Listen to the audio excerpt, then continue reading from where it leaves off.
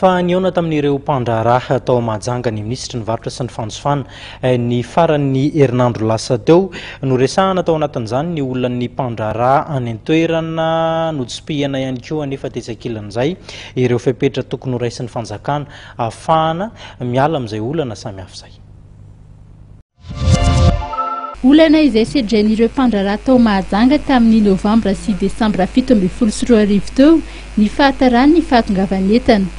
Ny votro nandritra ny fionan'ireo mpandraharaha tamin'ny ministry ny varotra sy ny fanjifana Nodine Shabani tany Mahajanga ny faran'ny herinandro teo. Tany Dubai ny entan'zareo amin'ny sambo zany sasany any Maurice bloqué any le entana no nina indrindra fa no le sambo zany hoe manana olana zany zareo amin'ireo shipping compagnie reny dia nahatonga ny fahatarany famatsina aty. Zavatra izay moa zany anisan'ny olana indrindra nahatonga ny fahatarana ny famatsina.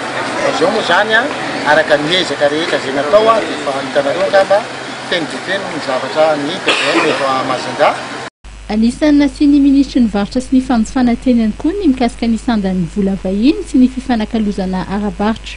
Vola vahiny hitanareo angamba fa misy moment izy miakatrakatra kely dia izao izy manomboka ihany koa misy midina kely indrindra raha ny dolara. Nitiko tenenina amin'izay zavatra izay hoe efa miezaka tsika manao exportation bebe kokoa. Meko ohatra fotsiny nareo raha ny exportation antsika tamin'ny Union européenne dia mahatratra 1 milliard 200 millions de dollars d'euros plutôt. Jamais manakaiky 1 milliard 200 millions d'euros tamin'ny 2017 raha ohatra ka 986 millions d'euros zany tamin'ny 2016.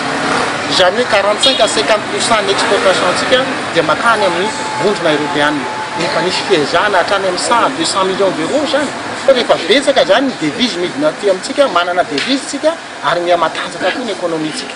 Tanjon'ny fionana tamin'ny ministry ny varotra sy ny fanjifana tamin'ireo mpandraharaha tao Mahajanga ny fanakalozana sy fampiresahana ahafantarana ny tena zava-misy marina iainan'ireo mpandraharaha hijerena ny zavatra azon'ny fitondram-panjakana anampiana azy ireo amin'ny alalan'ny ministeran'ny varotra sy ny fanjifana.